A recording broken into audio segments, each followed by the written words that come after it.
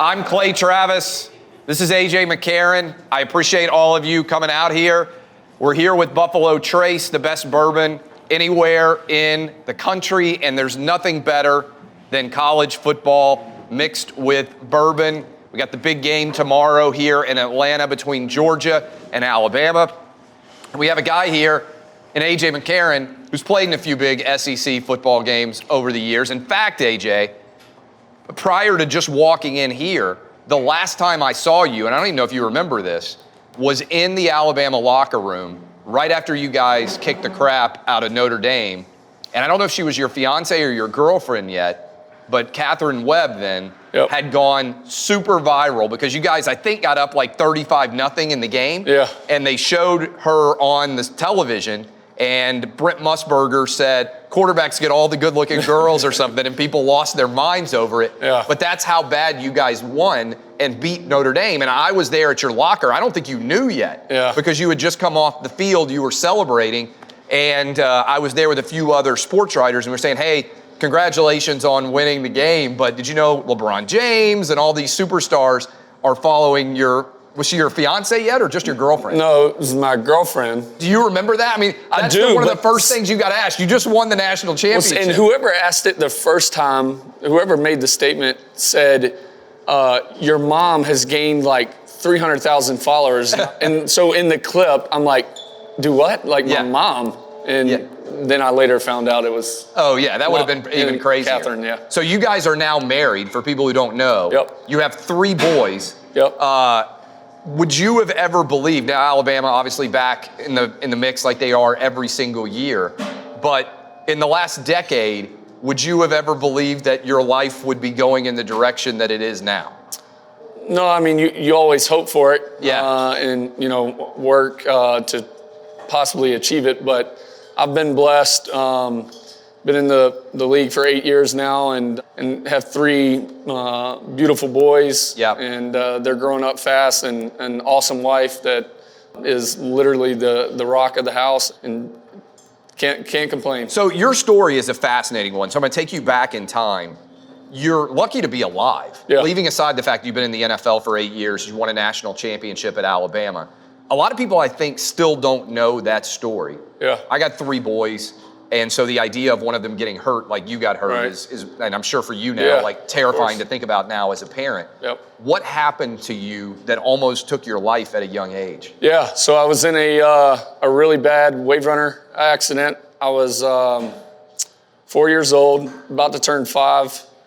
It was actually the first day we were borrowing, my dad was borrowing his best friend's wave runner. We were trailing a Marine patrol boat in Dog River back in Mobile. The old wave runners, propeller was exposed in the back. They were Tiger Shark wave runners. And we went over the wake, ended up hitting a buoy that was floating that we didn't see. I used to sit in front of my dad.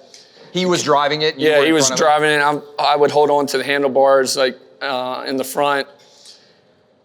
It made us lose control a little bit, and I panicked, and when I went to grab, I grabbed too far out and slammed the accelerator, and it gunned us, and by the time we sat back down and we were doing 54 in it, Dad said, but by the time the nose came back down, we were about to run into a pier. Oh my God. And so my dad knocked my cousin off first, and then knocked me off, but I was just so little, I kind of skimmed off the water and came back up face first and hit the pier face first.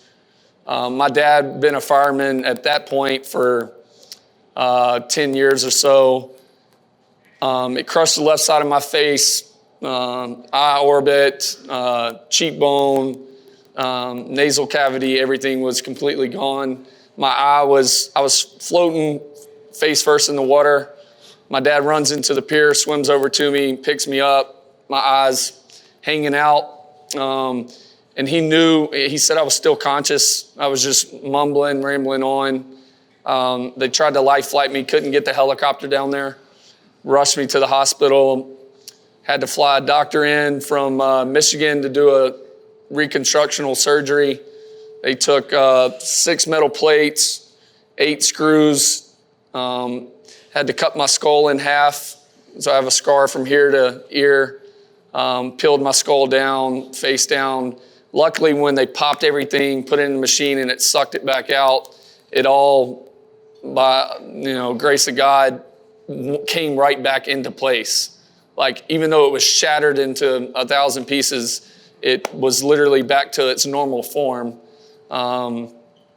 They took the cartilage out of my ear to hold my eye up, and I had a surgery that was 8-10 hours long.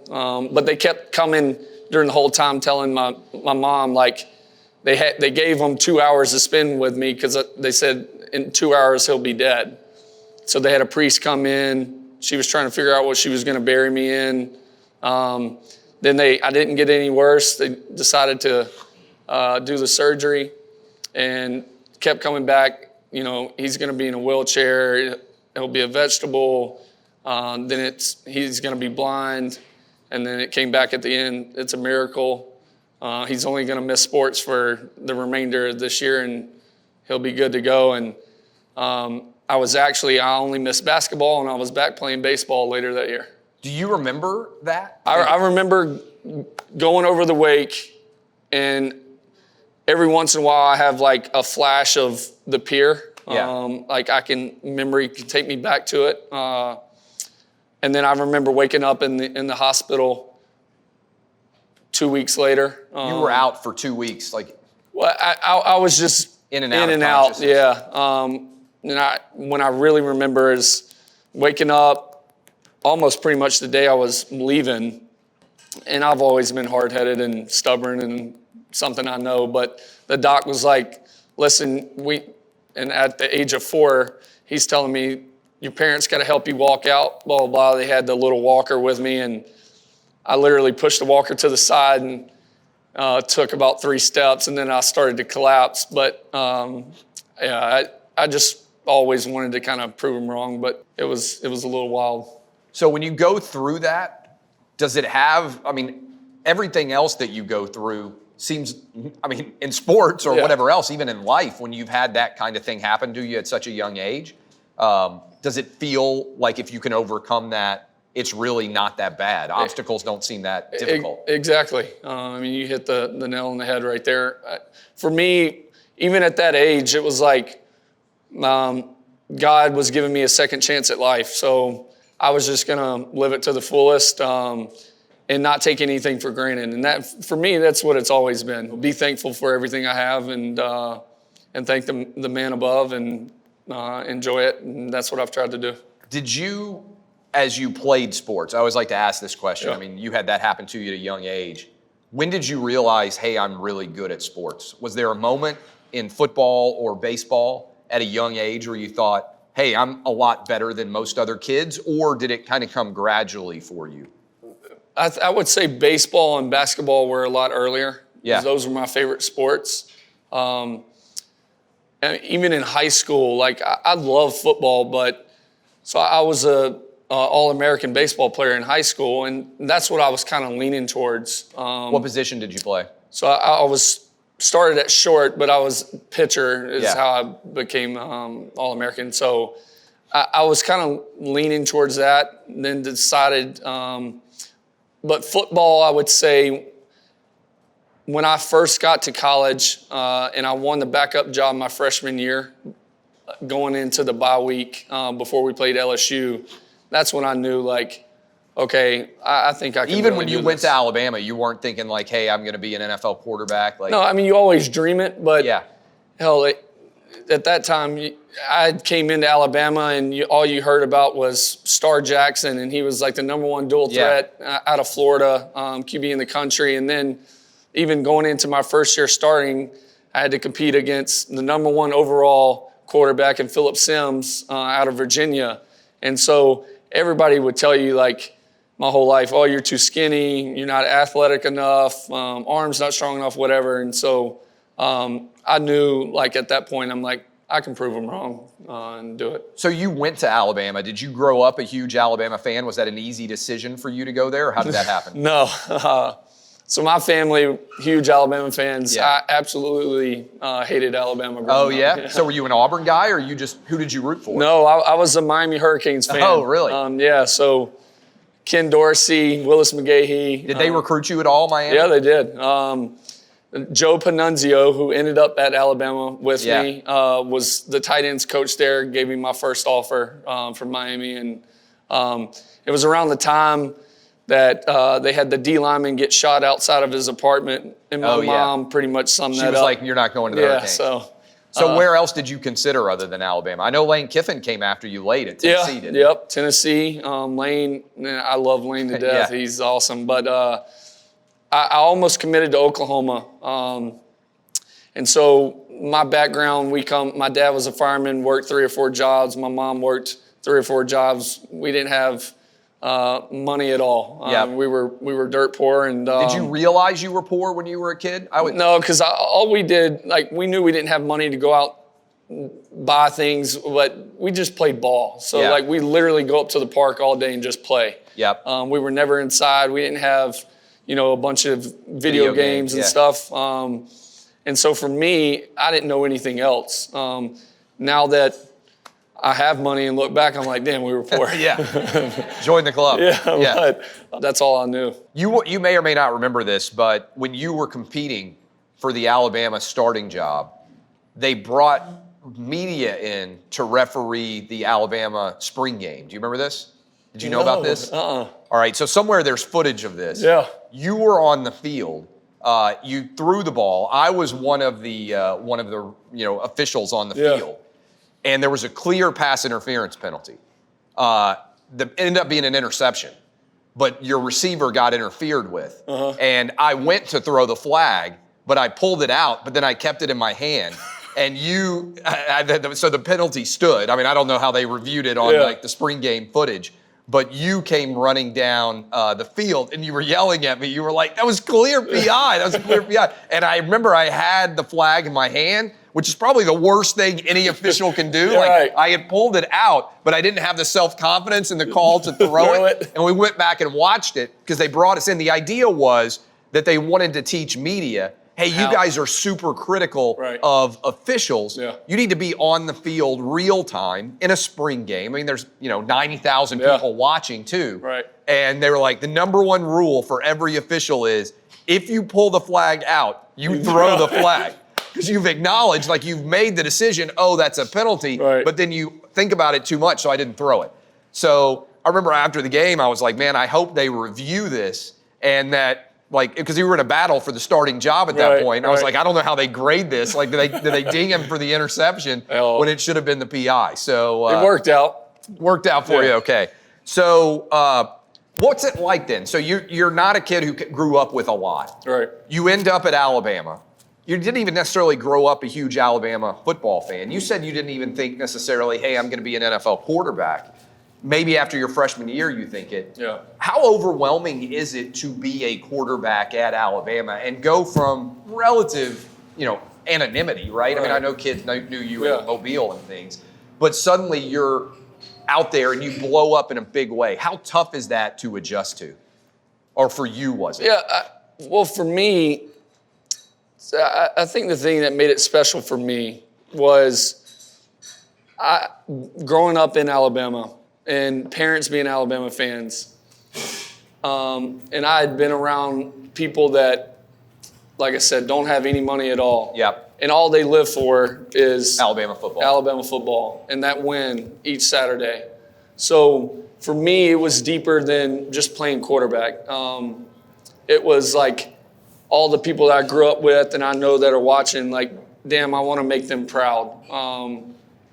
So the pressure for me was never I think anybody can go back and look at my career, and in the biggest games, whenever we needed it, I felt like my teammates and the fans knew, all right, 10 was going to be there ready to play. I don't think I ever played bad in a big game. So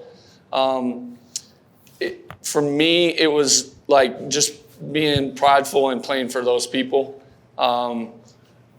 And my dad would always say something to me, listen, we don't have a lot, but we do have our last name and carry it with pride. And so for me, knowing that kids that grow up like me in Mobile and around the state that are Alabama fans that could be sitting there watching like I was at a young age, like I just wanted to carry myself.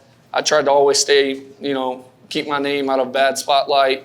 And, if the worst thing that came about from my college career was people didn't like my tattoos. I'm going to ask you about it. Yeah. I felt good. When you go to, when you get drafted, and I'll get to the tattoo in a sec, but when you get drafted, what's the first thing you bought that you didn't think you'd ever be able to afford? Was there something you bought and you were like, holy cow, this is awesome? I bought my mom a Mercedes convertible. Yeah.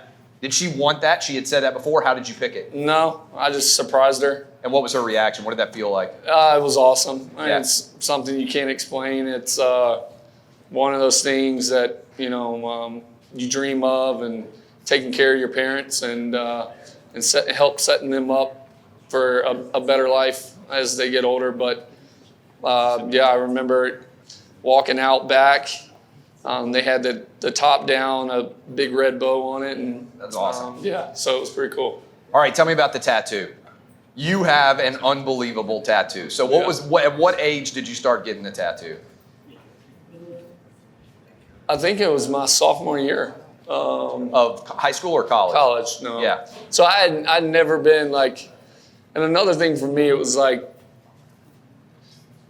and it's not a knock on them, like JPW is one of my good friends, Brody, Tyler, Jay, like everybody.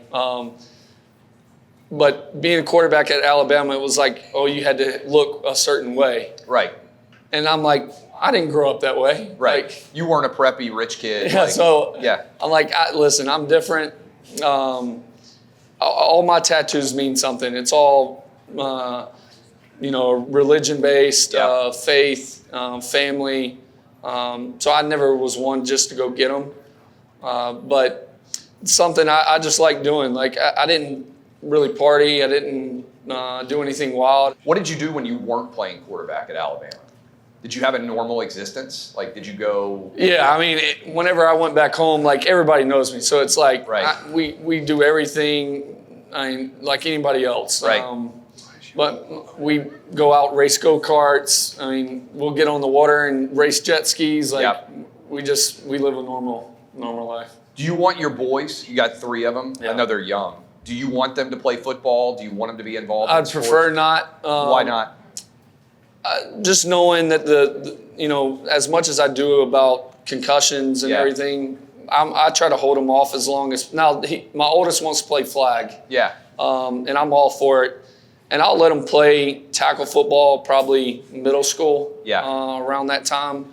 But I look back and, like, I love my park ball coaches, but to look back and think they didn't, like everything I know now, they didn't have a effing clue what they were doing. Right.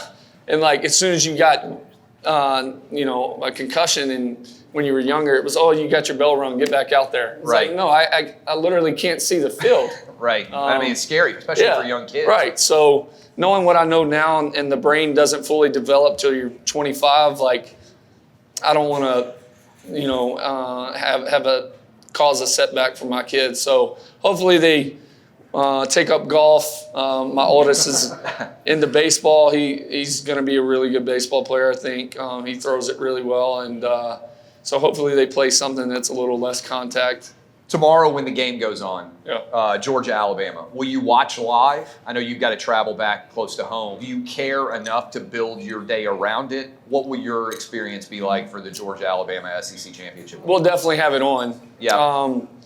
Now, I have, like I told you, a race team with my cousin.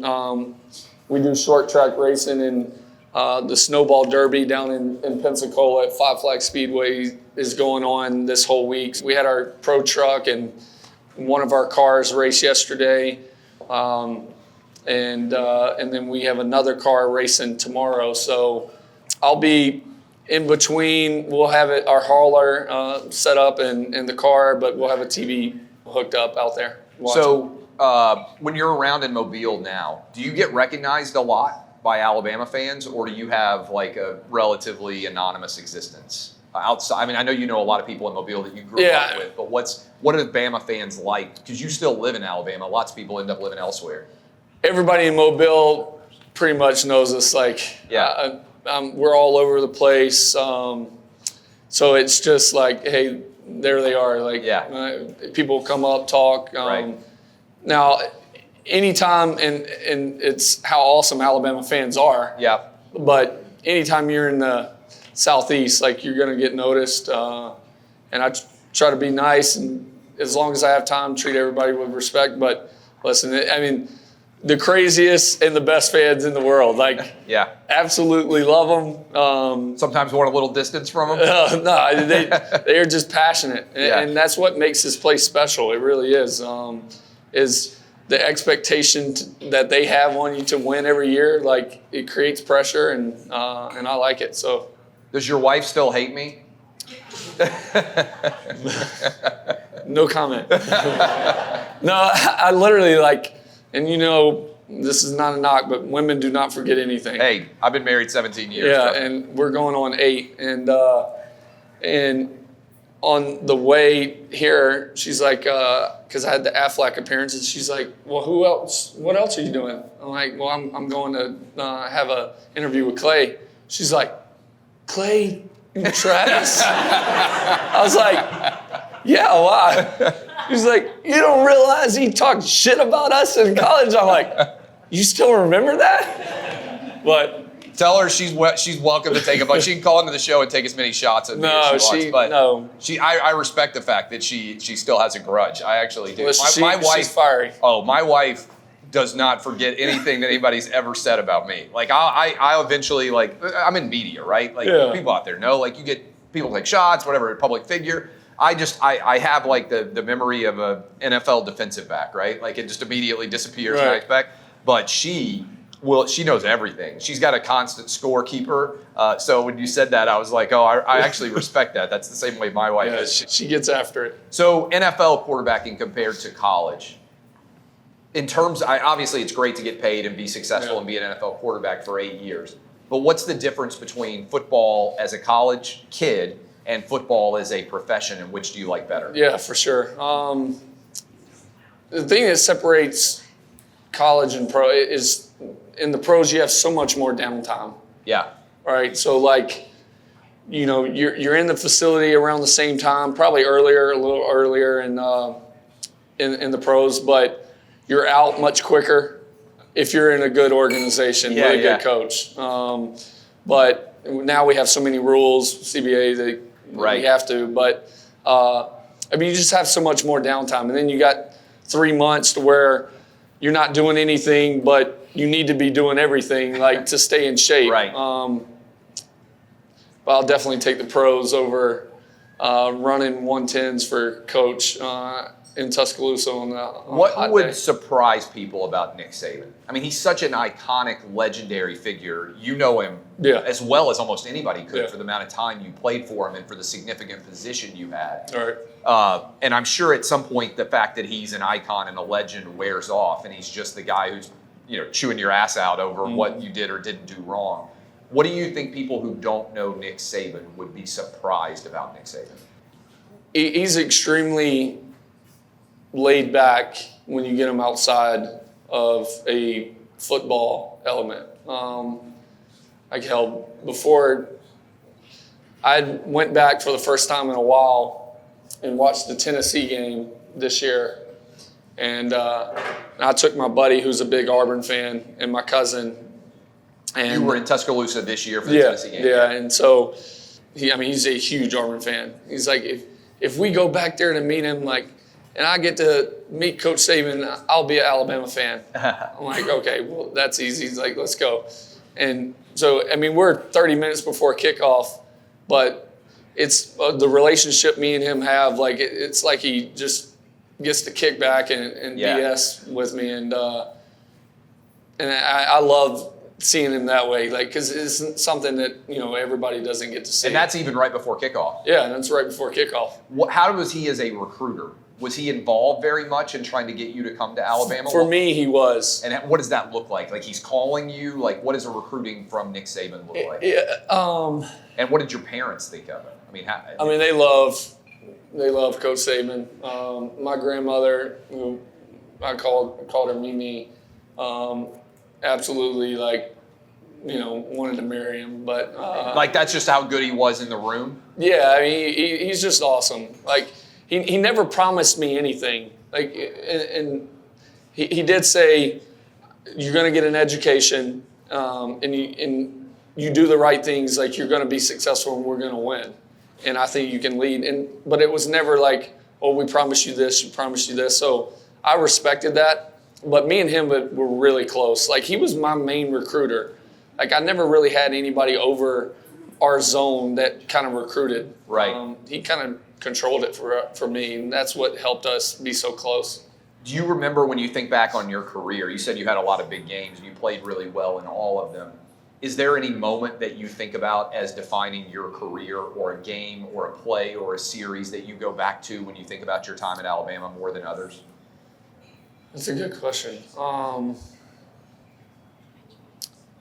I think part of it, almost like a two-part, because we played LSU in the game of the century that year. The rematch after you guys had lost. Well, the game of the century was the 9-6 game, and then you came back and played it again. Yeah. But leading up to that game, I had our receivers coach at the time, and I always played with a chip on my shoulder. Like I always had fire for the offense. I was kind of just that guy, and he came to me before the game, which I absolutely hate. Like if you're not a coach that spends all the time, like don't go talking to other people. Right. But he came and was like, hey, the quarterback that stays the most, composed and doesn't lose his cool or just stays real mellow the whole time, like that's who's going to win the ball game. So the first thing, like this is 30 minutes before kickoff, so I'm like, oh yeah, you're right. And I just didn't feel like myself, didn't play well that game. Because you think you were trying to dial down your intensity a little bit? Yeah, it just wasn't me. And leading up to the national championship, back then, it's a kids monster game down in New Orleans. For people who don't remember that scene, some of you may have been there. LSU Bama, it was absolute insanity all throughout New Orleans. It was nuts. Yes. But that whole break back in the day, you got like damn near a month off. Yeah. It was like 34 days, a little over a month, 36 days, something like that, in between from SEC championship to the national championship. And I knew our game plan was going to be we were going to throw the ball. And I was just excited, like ready to go. And I felt like I played really well that game. And then the fact that,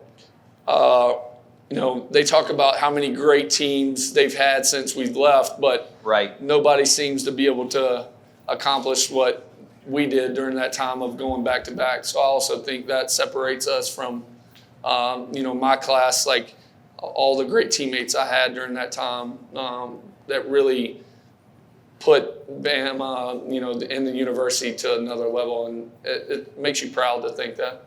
One of the things that fascinates me about the NFL, going back to the NFL, is I'll use as an example. I live in Nashville. Yeah. Ryan Tannehill, first-round draft pick for the Miami Dolphins.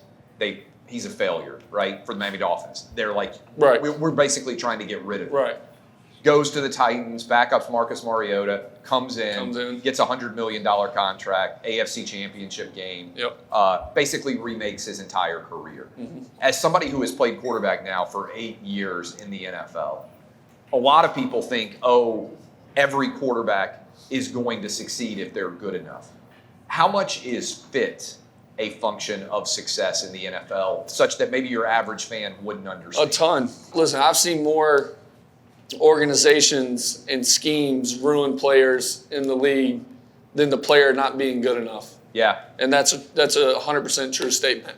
And they wonder why, guys are great in college, and also, that might just be them. Like expectations that we put on everybody, no matter who you are, our expectation that we set for that person might be higher than what that person actually set for himself. Right.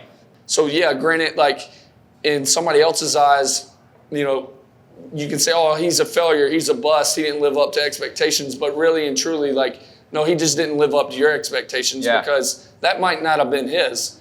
But at the same time, in organizations, I mean, you would be surprised, like, in the league, there's some organizations that it's like, it's impossible to succeed in. This is the NFL? Yeah. Like, what are we doing? But it can definitely make it tough. It's so interesting you say that too, because, and I think about this now for what I do, which is oftentimes not anywhere near as significant, but people look at where you are and define you as a success, sometimes from very limited directions. Let me unpack what I mean by that. I remember having this conversation with Derek Dooley, who was Tennessee's coach. But we had this big conversation and said, you know, when you're a lawyer and you decide to go into coaching, to go from being a lawyer to the head coach at the University of Tennessee is a tremendous record of success, right? And then people look at you as Tennessee's head coach and they say, oh, that guy's a failure. And they don't look at the trajectory that requires you to get there, all of the success that's necessitated by that, right? The same thing often happens in the NFL where people say, oh, this guy got drafted by this team, and in this 3 or 4 year window, they haven't succeeded. But they overlook everything that had to happen in order to get there. And I'll tell you how I think about this from my perspective. So when I took over the Rush Limbaugh show 6 months ago, people said, oh my God, you got to be so nervous about whether or not you're going to succeed in that spot. I said, no, you got to think about it from the perspective of, I'm a kid who grew up without very much, and I'm getting the opportunity to do this. I might or might not succeed, but there's a ton of success that is built into getting this opportunity at all. And very often, we narrowly gauge success only by looking at the end of somebody's career as opposed to everything that has to happen to get there, right? So you're a kid growing up in Mobile. Parents don't make a lot of money. You had to almost die at the age of 4. You don't expect to ever be the starting quarterback at Alabama. You win a couple of national championships, and somebody says, okay, well, what happened at X team? And they haven't even really considered, right? So the perspective of it is so fascinating, and I try to talk about my kids with it. We tend to define success only by the very end of a career, as opposed to everything's required to get there. Does that make sense? Yeah, I'm 100%. And you saying that kind of brings me back to it's something that Saban used to always say, and it's kind of weird how it kind of all ties in. But he was, and he always talked about, you know, everybody in the world, no matter what type of business you're in, everybody's worried about the end result. All right, but nobody wants to focus on the process that it takes to get to the end result that you actually want. So if you only focus on, hey, we want to win a national championship, or I want to be $100 million company by the end of the year. Like, okay, but what steps are you doing to make sure that's actually achievable?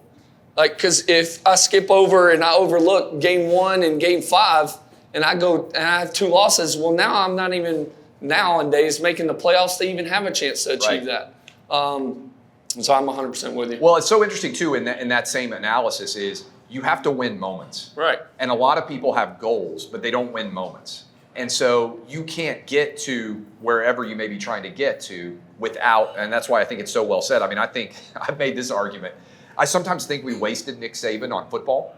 Like, imagine if Abraham Lincoln had been a great basketball coach. Like, okay, like he may have won a couple of national championships, but, you know, he kind of was an important president. I feel like, you know, Nick Saban's won 6 or 7 national championships, but he'd probably be a really damn good president too, right? Because trying to figure out how to make right decisions and having the judgment to get us there, I think it would translate in many different respects, right? Sometimes I wonder about that. He does a great job of, and he has a great team around him. Kelvin Elko and other guys that he's had over the years that really help him. But his messages are, at the end of the day, when you leave college, and you might not get it right then when he's telling it to you, but it definitely makes sense when you get older. What do you know now that you wish you had known when you were 17 or 18 years old?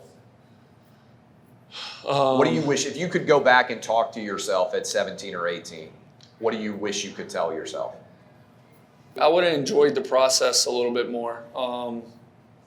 The ride itself? Yeah, just the ride itself. I was so focused And it's just who I am. But I was so focused on winning and trying to win as much as I could that I think I missed sometimes with teammates that, because I hardly went out. So I definitely missed opportunities and memories that I could have made. But I also don't regret anything. I don't live life in regret. Like, everything happens for a reason. I think God's got a plan. But I would say that, like, if I could go back, just tell myself to enjoy it. It's interesting. I got a couple of bosses in sports talk radio, older than me. One of them he's a really smart guy, Don Martin. And he would call me all the time, and he would just always say, "Are you enjoying it?" And it was just an interesting conversation because he wouldn't call and say, "Hey," he would share ratings or how the show was doing and all those things, which were great.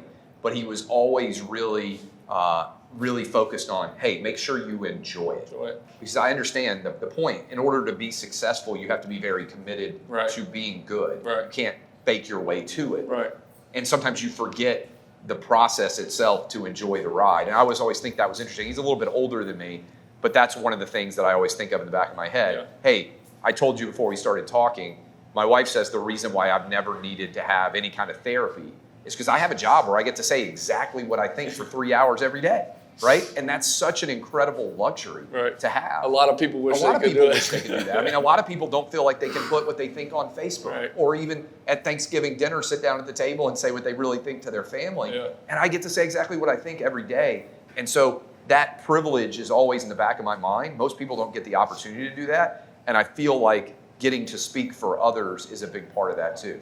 And to your same point on you, when you're thinking about playing quarterback for Alabama, sending the message to other kids out there who may not be the prep school kid, who had tremendous advantages, who's driving around in the Range Rover. You could one day be a quarterback at Alabama too. We maybe take some questions. We got a couple of minutes left here. Yeah, what you got for us? Thank you. Thanks for being here. Yes, sir. Clay, I love where you were going. I wanted to talk about leadership and just get your perspective working with Nick Saban and the team down there in Alabama. The culture at Alabama has been lauded as sort of player-led. Saban is up here, but you guys took care of business.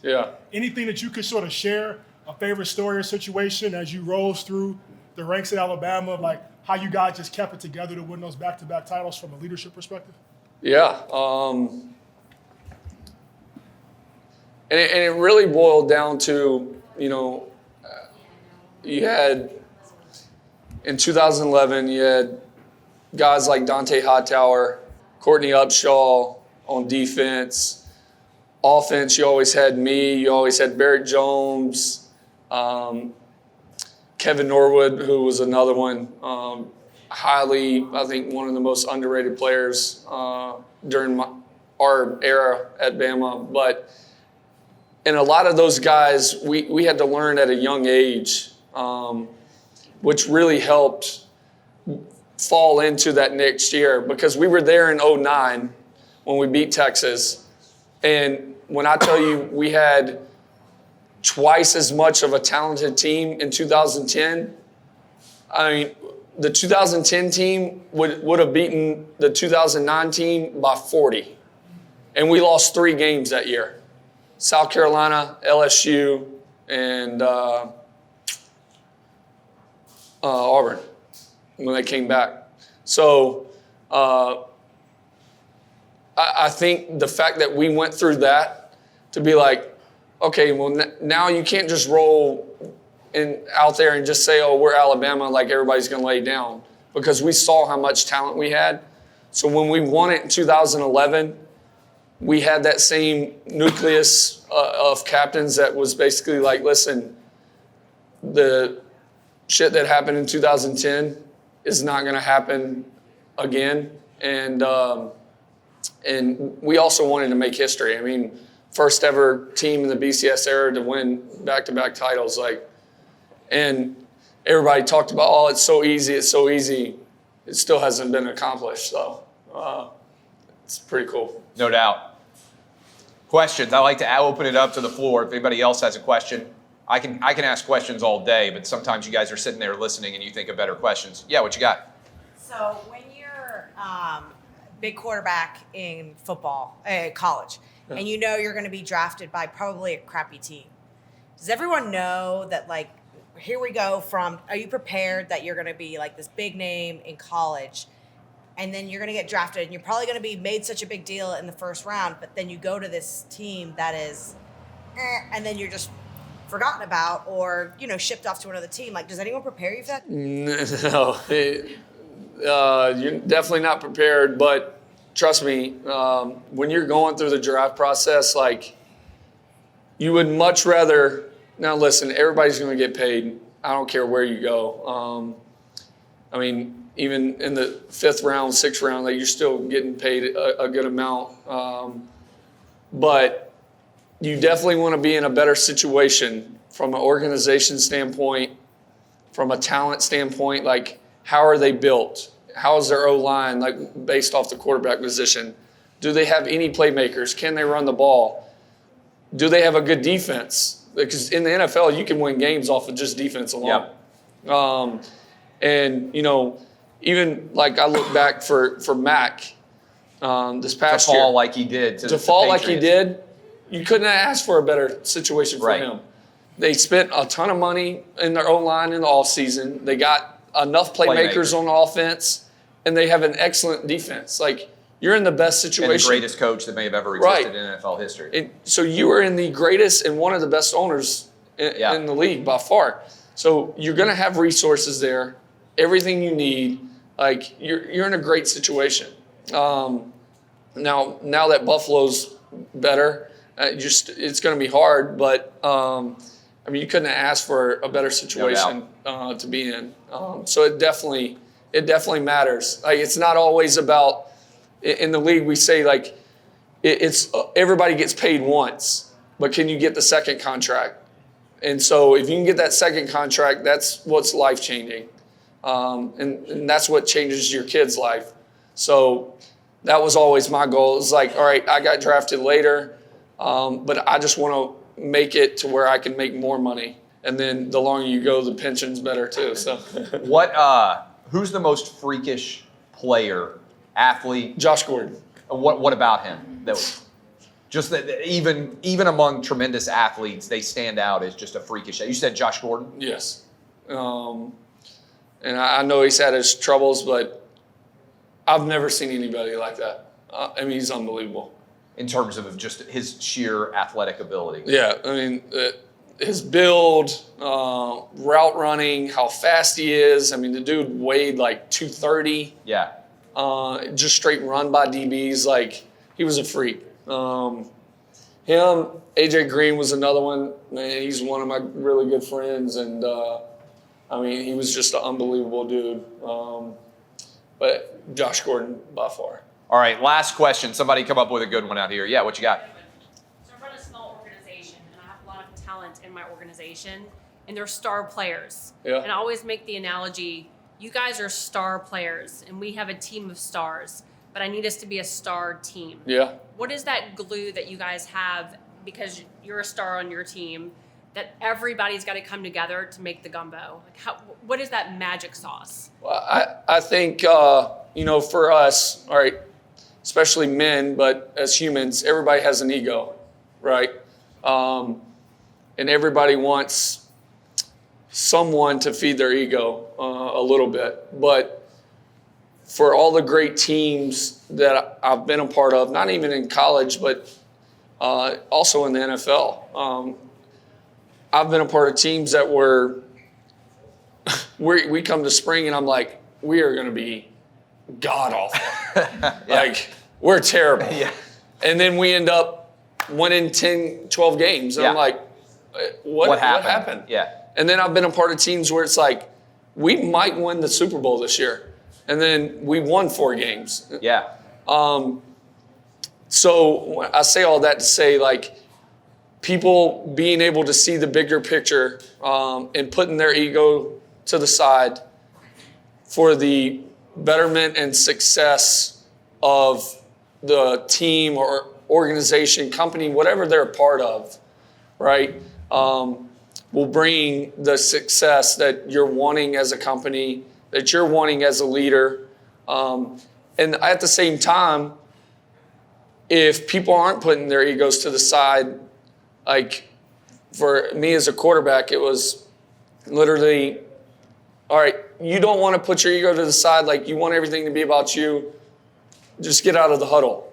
And sometimes you just got to cut ties. And Coach has done that plenty of times when we were in college. But definitely being able to put an ego to the side and for the betterment and success of the company or your group and your team, it's hard to do. And that's why there's not a lot of successful people or companies and organizations in life itself. Yeah. Is those things, I would think. Fantastic. Look, I want to thank Buffalo Trace for everything that they've done. We've had a great event in Jacksonville, Nashville, now Atlanta. Hopefully we're going to have many great events to come. Best bourbon out there. AJ McCarron, I appreciate tell it. your wife that I apologize for her hating me and that I'll make it up to her at some point. In all seriousness, it's been a lot of fun to watch. You've had a tremendous career. Thank you. That story from starting at 4 years old and being where you are today. Congrats on the 3 boys and all the success You as you've well. had. Thank you. I know a lot of you have had a lot of success here. Hopefully you've enjoyed hanging out with us. I know for the cameras, I think that's my camera. I appreciate all of you who have watched this. Hopefully you have enjoyed these series of conversations as well. I'm Clay Travis. He's AJ McCarron, and Buffalo Trace is the best bourbon anywhere in the country. Go grab some.